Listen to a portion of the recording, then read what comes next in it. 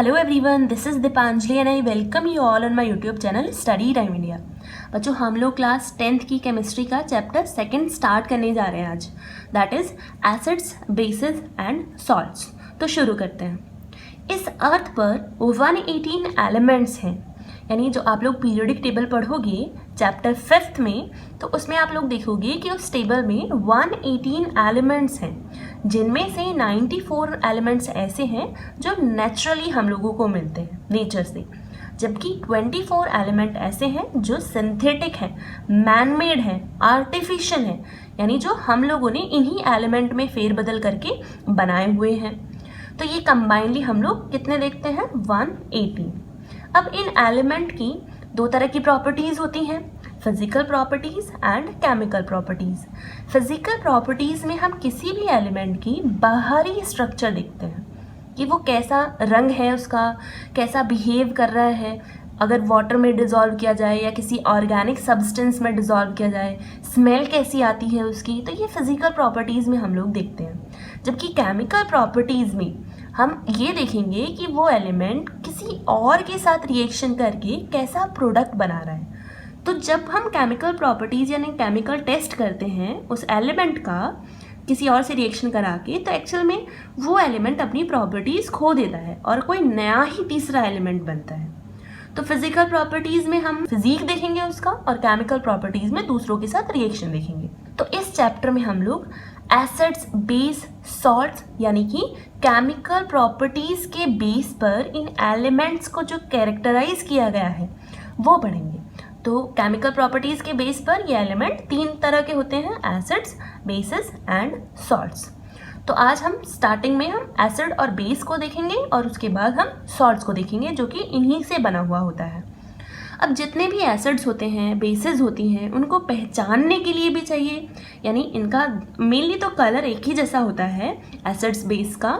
तो हम लोग कैसे आइडेंटिफाई करेंगे weather a substance is acid और अ बेस? तो उसके लिए हम क्या यूज़ करते हैं?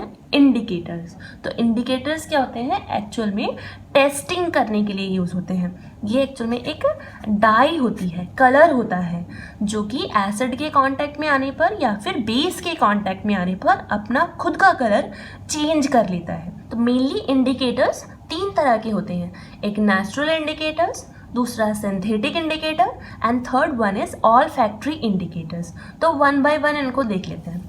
सबसे पहले अगर नेचुरल इंडिकेटर की बात करें तो litmus is a natural indicator, जिसमें कि इसका खुद का कलर होता है पर्पल। तो ये एक तरह के प्लांट से मिलता है जिसका डिवीज़न है थैलोफाइटा। आप लोग बायोलॉजी में पढ़े होंगे 9th क्लास में। तो थैलोफाइटा ग्रुप का ये मेंबर होता है और ये लाइकेन से मिलता है। लाइकेन क्या होता है? एल्गी और फंगी के बीच का लिंक होता है। जैसे हम लोग पढ़ते हैं ना, जो वायरस है वो लिविंग और नॉन लिविंग के बीच का लिंक होता है, ऐसे ही लाइकेन फंगी और एल्गी के बीच का लिंक होता है। अब लिटमस खुद का कैसे मैंने बताया, पर्पल कलर का होता है। इसको हम कलर कर देते हैं ब्लू में और रेड में, यानी रेड लिटमस पेपर होगा और एक ब्लू लिटमस पेपर होगा। अगर हम लोग ब्लू लिटमस पेपर को एसिड में डिप कराते हैं तो वो अपना कलर चेंज कर देता है, किसमें? रेड में चेंज हो जाता है। और अगर रेड लिटमस पेपर को बेस में डिप कराएं तो उसका कलर हो जाता है ब्लू। अच्छा, इसे याद करने की एक सिंपल सी ट्रिक है। एसिड नाम से ही पता चल रहा है खतरनाक चीज़ होगी कुछ, और खतरे का साइन क्या होता है? रेड होता है। तो एसिड के साथ रिएक्शन करने पर प्रोडक्ट क्या आना चाहिए? रेड आना चाहिए। तो हम लोग इस तरह से याद कर सकते हैं, यानी ब्लू लिटमस पेपर रेड में, यानी रिजल्ट हमारा रेड, खतरा का साइन आना चाहिए। जबकि रेड से ब्लू हो जाए तो बेस हो जाएगा, बी से ब्लू और बी से बेस। तो ये हम इस तरह से याद कर सकते हैं। नाम कुछ और भी नेचुरल इंडिकेटर्स होते हैं, लाइक टर्मरिक, हल्दी जो हम लोग यूज़ करते हैं घर में। तो वो हल्दी बेस के साथ मिलकर ऑरेंज कलर हो जाता है उसका, और एसिड के साथ कोई इफेक्ट नहीं होता। जैसे कि हम लोगों ने देखा होगा, अगर हमारे वाइट कपड़े पर सब्ज़ी वगैरह गिर जाती है और हम उसको जब वॉश करते हैं डिटर्जेंट से, सोप से, तो उसका कलर ऑरेंज हो जाता है। तो वो किस वजह से होता है? इसी वजह से, क्योंकि जो हमारा सोप है या डिटर्जेंट है उसमें बेस होता है और वो बेस उस हल्दी के स्टेन से रिएक्ट करके ऑरेंज कलर देता है, जैसा कि हम लोगों ने देखा कि इंडिकेटर की तरह बिहेव कर रहा है। Now next is red cabbage, यानी लाल रंग की कैबेज, बंद गोभी जो होती है वो खुद का कलर कैसा है, रेड है, और जब उसको एसिड के साथ कांटेक्ट किया जाता है तो उसका कलर सेम ही रहेगा, यानी कि जैसा रेड है वैसा ही रहेगा, लेकिन बेस के साथ वो कलर चेंज कर देती है। कैसा कलर देगी, green colour. Red cabbage base के साथ अपना कलर चेंज करके ग्रीन कर लेती है। बहुत सारे फ्लावर्स भी होते हैं, जैसे हिबिस्कस होता है, और भी बहुत सारे फ्लावर्स हैं जो अपना कलर चेंज कर देते हैं। ये अगर बेस के साथ रिएक्शन करेगा तो ग्रीन कलर देगा, और अगर एसिड के साथ रिएक्शन करेगा तो ऑरेंज टाइप, येलो टाइप का कलर ये देता है। ये इस तरह से कुछ नेचुरल चीज़ें हैं जो हम आइडेंटिफाई करती हैं whether a substance is a base और एसिड। नेक्स्ट हम लोग देख लेते हैं सिंथेटिक इंडिकेटर्स, यानी आर्टिफिशियल इंडिकेटर। दो इम्पॉर्टेंट है, methyl orange and phenolphthalein. Methyl orange नाम से ही पता चल रहा है ऑरेंज कलर का होगा, बेस के साथ रिएक्शन करके ऑरेंज से किस में कन्वर्ट हो जाता है, येलो कलर में कन्वर्ट हो जाता है, और एसिड के साथ रिएक्शन करके रेड कलर में कन्वर्ट हो जाता है। तो इस तरह से हम लोग आइडेंटिफाई कर सकते हैं। फेनोल्फथलीन जो कलरलेस होता है, जिसका खुद का कोई कलर नहीं होता, वाटर की तरह दिखाई देगा, तो वो बेस के साथ रिएक्शन करके पिंक हो जाता है, और एसिड के साथ रिएक्शन करके कोई इफेक्ट नहीं देगा, यानी कि नो इफेक्ट जब ये एसिड के साथ रिएक्शन करेगा। तो इस तरह से हम लोग आइडेंटिफाई करेंगे। अब अगर नेक्स्ट देखें, यानी ऑल्फैक्टरी इंडिकेटर। ऑल्फैक्टरी वर्ड का मतलब होता है relating to the sense of smell, यानी स्मेल से रिलेटिव इंडिकेटर है। कैसे, कौन कौन से होते हैं ये, अनियन एंड वनीला, ये दो इम्पॉर्टेंट ऑल्फैक्टरी इंडिकेटर्स हैं। इनमें क्या होता है कि ये सिर्फ बेस के साथ ही इफेक्ट शो करते हैं, यानी इनकी अपनी अलग खुशबू होती है, अनियन की, वनीला की। तो ये बेस के कांटेक्ट में आने पर ये अपनी स्मेल को डिस्ट्रॉय कर देते हैं, यानी इनकी स्मेल चली जाती है, जबकि एसिड के कांटेक्ट में आने पर ऐसा कुछ नहीं होता, स्मेल बरकरार रहती है।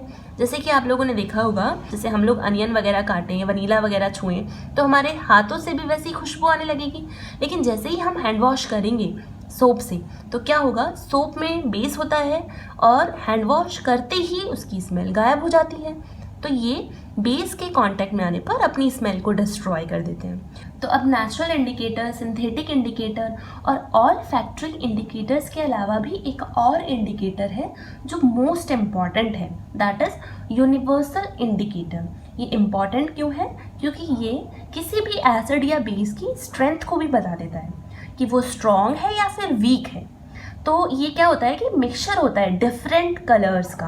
आप लोग देख ही सकते हो, ये स्ट्रिप है, ये एक स्केल है जिसको पीएच स्केल बोला जाता है। तो इसमें अलग अलग डिफरेंट कलर्स हैं जो कि हाइड्रोजन कॉन्सेंट्रेशन के बेस पर होते हैं। तो सबसे पहले हम लोग कुछ चीज़ें देख लेते हैं, जैसे वाटर, आप लोगों को पता ही होगा H2O, इसे मैं इस तरह से भी लिख सकती हूँ HOH, 2 हाइड्रोजन और 1 ऑक्सीजन। तो इसमें, इस वाटर में दो चीज़ें प्रेजेंट होती हैं, एक हाइड्रोजन आयन और दूसरा हाइड्रोक्साइड आयन। दोनों ही बराबर है, एक हाइड्रोजन आयन है और दूसरा हाइड्रोक्साइड आयन है, ठीक है। दोनों ही बराबर होने की वजह से ये कैसा होता है, न्यूट्रल होता है। अगर मैं इसमें वाटर में, इस न्यूट्रल वाटर में एसिड मिला दूँ, तो अभी हम आगे आने वाली वीडियोस में पढ़ेंगे कि एसिड में हाइड्रोजन आयन कॉन्सेंट्रेशन ज़्यादा होता है और बेसिस में हाइड्रोक्साइड OH आयन कॉन्सेंट्रेशन ज़्यादा होता है। तो अगर मैं इनमें से, जैसे सबसे पहले मैं अगर वाटर में एसिड मिला दूँ, एसिड का मतलब मैं क्या मिला रही हूँ, हाइड्रोजन आयन कॉन्सेंट्रेशन वाला सॉल्यूशन उसमें मिला रही हूँ। तो इससे क्या होगा, ये दोनों पहले बराबर थे वाटर में, हाइड्रोजन आयन और हाइड्रोक्साइड, तभी वो न्यूट्रल था। लेकिन जब मैंने एक हाइड्रोजन एक्स्ट्रा इसमें ऐड करा दिया तो अब हाइड्रोजन आयन कॉन्सेंट्रेशन बढ़ गई है।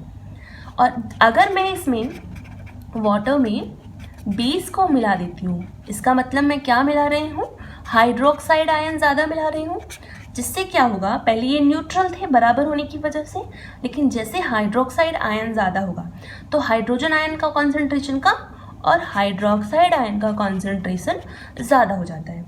तो इस तरह से अगर हम वाटर में एसिड या बेस को डिज़ोल्व करते हैं तो होते तो इसमें दोनों, एसिड डिज़ोल्व किया था तो इसमें हाइड्रोजन आयन भी था और हाइड्रोक्साइड आयन भी था, लेकिन कॉन्सेंट्रेशन किसकी ज़्यादा रही?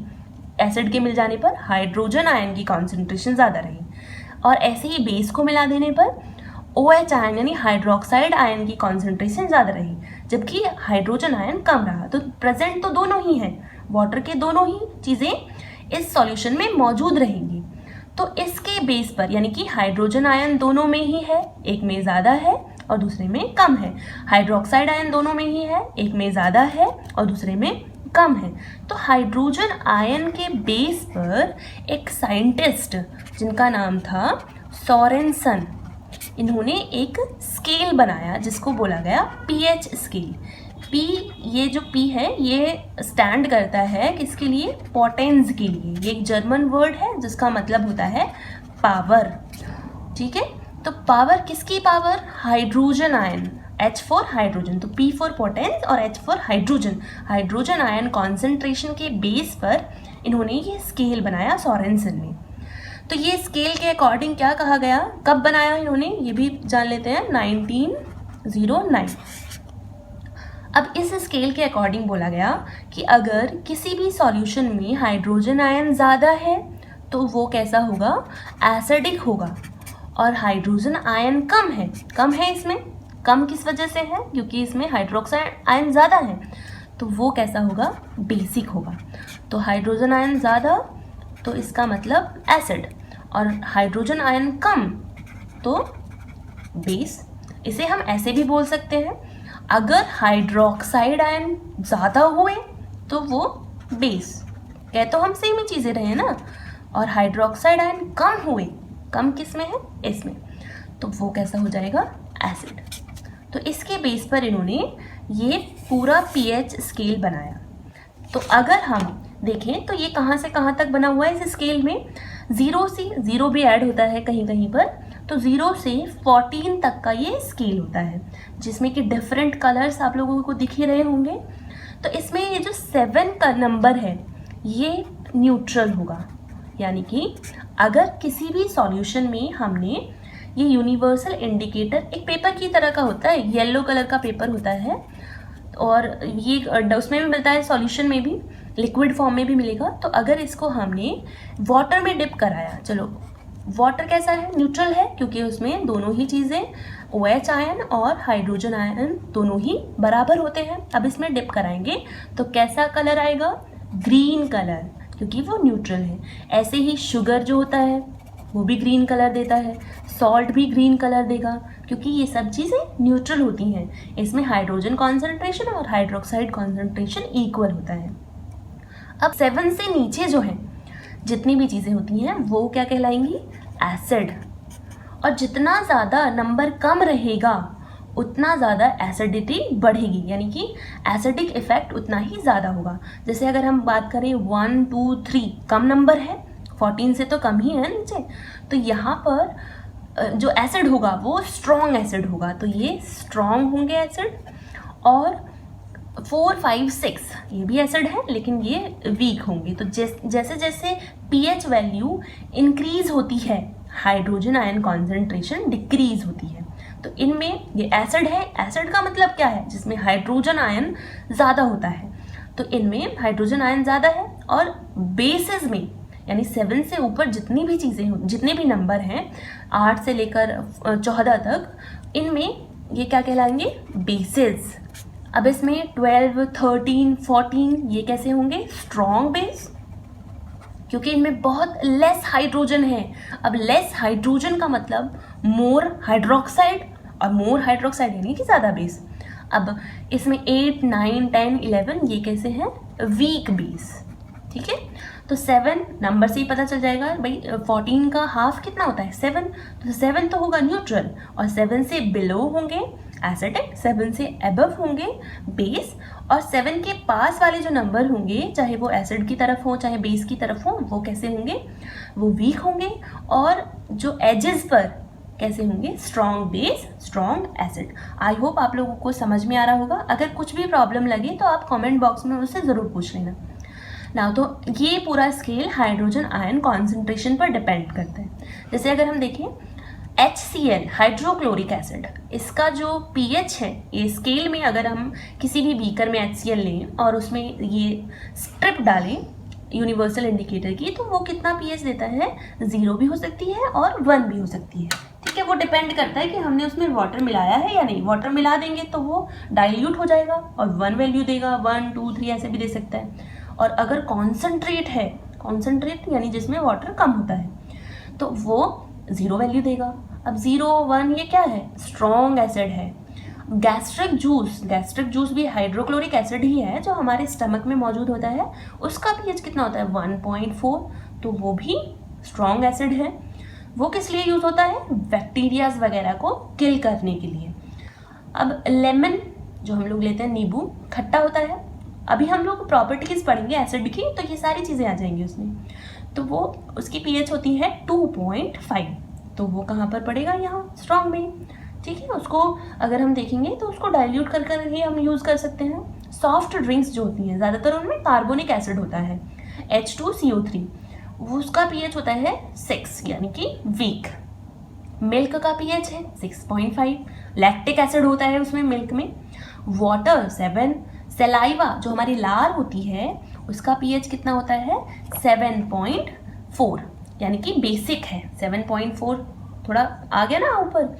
और अगर देखें तो उसका pH 5.8 भी होता है। तो वो डिपेंड करता है कि हमने फूड लिया है या नहीं। यानी कि अगर हमने खाना नहीं खाया है तो उस वक्त में कितना होगा, बेसिक होगा। और अगर खा लिया है तो हमने देखेंगे तो 5.8 यानी कि एसिडिक होगा। और ब्लड का pH होता है 7.4, सेम ही है। टूथपेस्ट का जो हम लोग ब्रश कर देंगे वो कितना होता है, 8 यहाँ पर basic, weak base. Calcium oxide इसका कितना होता है, या ज़्यादातर आप लोग देखोगे आगे आने वाले टॉपिक्स में कि जो भी मेटल के ऑक्साइड होते हैं, कैल्शियम मेटल है उसका ऑक्साइड, वो बेस होते हैं। तो इसका 8 से 10 तक हो सकता है यानी कि base. Sodium carbonate, sodium hydrogen carbonate, ठीक है, बेकिंग सोडा बोलते हैं इसको, 8.5। NaOH सोडियम हाइड्रोक्साइड 13.13 यानी कि यहाँ पर ये स्ट्रॉन्ग है।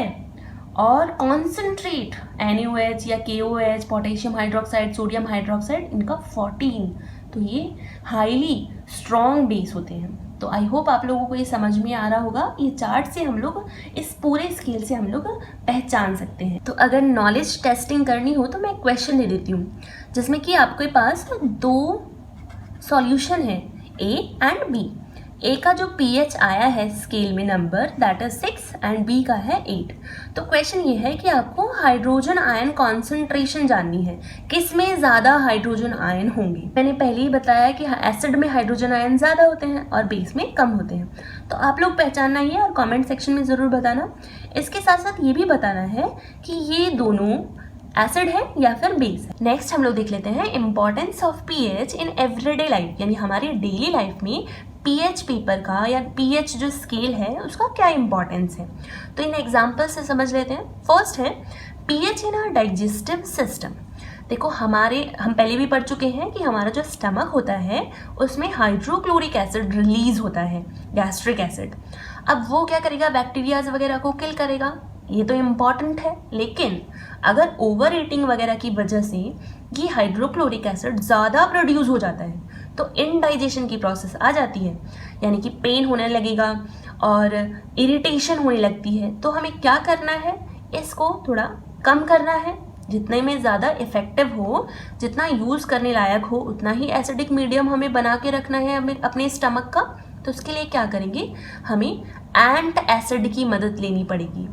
एंट एसिड क्या होते हैं, जो एसिड के इफेक्ट को कम कर देते हैं या ख़त्म कर देते हैं।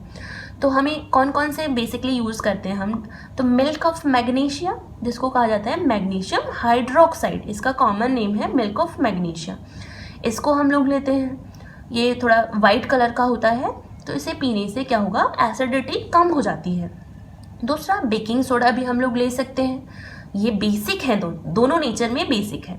तो बेस एसिड के इफेक्ट को ख़त्म कर देता है और एसिड भी बेस के इफेक्ट को ख़त्म कर देता है। तो इस तरह से हम लोग बेस की रिएक्शन करा के एसिड के इफेक्ट को कम कर सकते हैं, यानी उसको न्यूट्रलाइज कर सकते हैं, न्यूट्रल बना सकते हैं, जिसका पीएच कितना होना, 7 के अराउंड में होना चाहिए।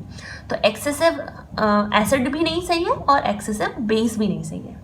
तो इंडाइजेशन, पेन, इरिटेशन और अल्सर भी हो जाता है। अगर स्टमक में एसिडिटी ज़्यादा हो जाए तो छाले भी हो जाते हैं, अल्सर भी हो जाता है। तो ये सब तो बेकार है, इसलिए हम लोग क्या करेंगे, इनो वगैरह भी देखते हैं आप लोग, तो ये चीज़ें हम लोग ले लेते हैं। नेक्स्ट है pH change cause tooth decay. जो हमारे दांत होते हैं, आप लोगों ने बायोलॉजी में पढ़ा होगा, जो हमारा दांत है वो कैल्शियम फॉस्फेट का बना होता है, और जो सबसे ऊपर लेयर होती है, जो पल्प कैविटी है, एक तो सबसे ऊपर वाली जो लेयर है दैट इज एनेमल, और ये हार्डेस्ट मटेरियल होता है हमारी बॉडी का, तो एनेमल। अब इसको कैसे इफेक्ट पड़ता है, जब हम लोग फूड लेते हैं तो फूड में क्या होता है, कार्बोहाइड्रेट। तो कार्बोहाइड्रेट क्या है, शुगरी सब्सटेंस है।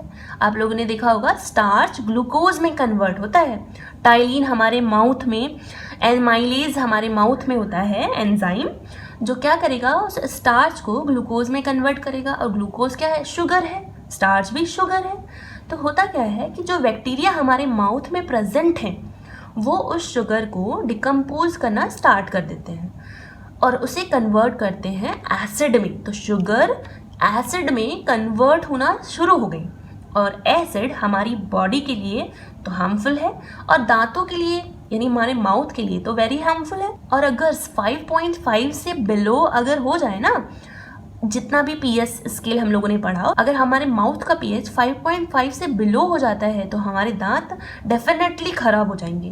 तो इसके लिए हमें क्या करना है, अपने माउथ के पीएच को इंक्रीज करना है। इंक्रीज मतलब ज़्यादा बढ़ाना भी नहीं है और ज़्यादा कम भी नहीं करना, यानी न्यूट्रल रखना है। उसके लिए हम क्या कर सकते हैं, टूथपेस्ट करते हैं। टूथपेस्ट में ज़्यादातर क्या मिला हुआ रहता है, बेस। तो बेस एसिड के इफेक्ट को ख़त्म कर देता है। तो हम लोगों को यानी जो कुल्ला करते रहना चाहिए, रिंजिंग और टूथपेस्ट से दोनों टाइम, यानी कम से कम दिन में 2 बार तो अपने दांत साफ ही कर देने चाहिए। Now third one is plants and animals are sensitive to pH scale. यानी जो प्लांट्स होते हैं, एनिमल्स होते हैं, अगर पीएच स्केल में ज़रा भी ऊपर नीचे हो गया तो ये बहुत ज़्यादा सेंसिटिव होते हैं, यानी कि ज़्यादा एसिडिक रीजन में ये ग्रो नहीं कर सकते, ज़्यादा बेसिक रीजन में ये ग्रो नहीं कर सकते। इनके लिए पीएच क्लोज टू 7 यानी 7 के पास, यानी न्यूट्रल होना चाहिए।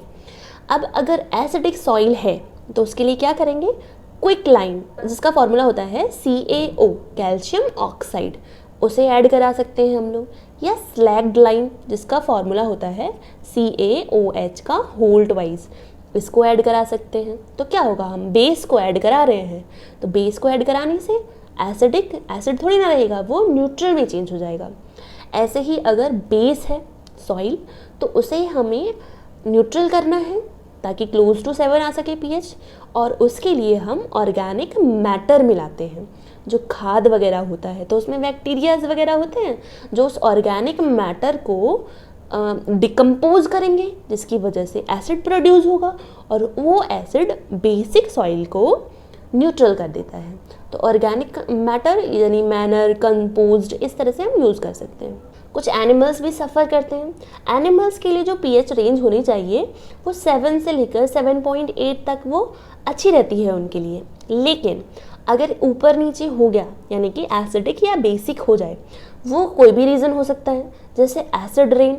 जितने भी एक्वाटिक एनिमल्स होते हैं ज़्यादातर एसिड रेन के कांटेक्ट में आने पर क्या होगा कि वो लेक का, पॉन्ड का, रिवर का वाटर भी एसिडिक हो जाएगा और उस एसिडिटी में वो सरवाइव नहीं कर पाएंगे।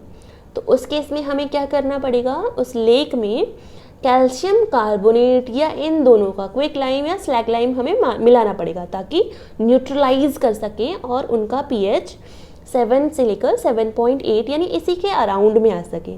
तो इस तरह से एनिमल्स भी सूटेबल नहीं हैं पीएच के चेंज होने पर। कुछ प्लैनेट भी होते हैं, जैसे कि अगर हम वीनस की बात करें तो यहाँ का जो पीएच लेवल है वो डिक्रीज़ होता है यानी एसिडिक होता है।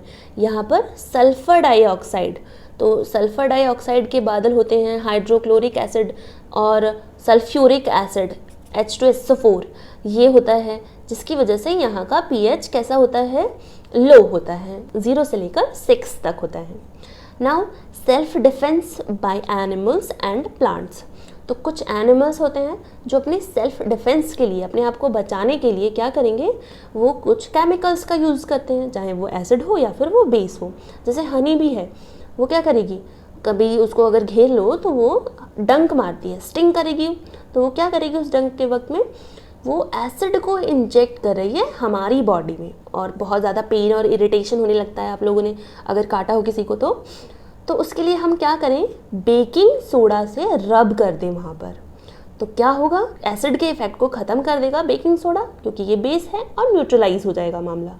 और अगर वैस्प की बात करें, ततैया जिसको बोला जाता है, वो किसको इंजेक्ट करती है, वो बेस को इंजेक्ट करती है।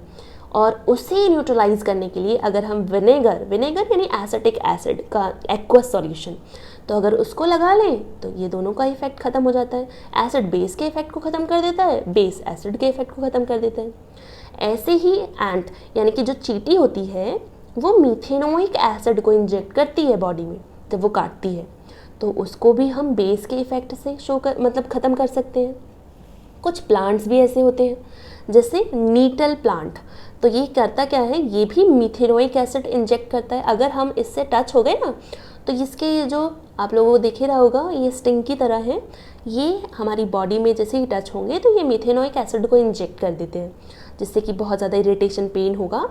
अब अगर किसी फॉरेस्ट से हम लोग गुजर रहे हैं और इसने हमें टच कर दिया, तो नेचर ही उसके लिए रेमेडी भी तैयार करती है। जैसे डॉग प्लांट होता है, तो वो बेसिक नेचर का होता है, तो अगर हम लोग डॉग प्लांट की लीव्स को रगड़ लेते हैं उस जगह पर जहाँ पर नीटल प्लांट हमें टच किया है, मीथेनोइक एसिड उसने इंजेक्ट किया है, तो क्या होगा, न्यूट्रलाइज हो जाएगा मामला और इसका इफ़ेक्ट ख़त्म हो जाएगा। तो यानी नेचर रेमेडी भी तैयार करके रखती है हमारे लिए। तो आई होप आप लोगों को आज का टॉपिक समझ में आया होगा, और टॉपिक से रिलेटिव कोई भी प्रॉब्लम हो, जैसे कि मैंने पहले भी बोला है, तो आप लोग कमेंट बॉक्स में ज़रूर बता सकते हैं।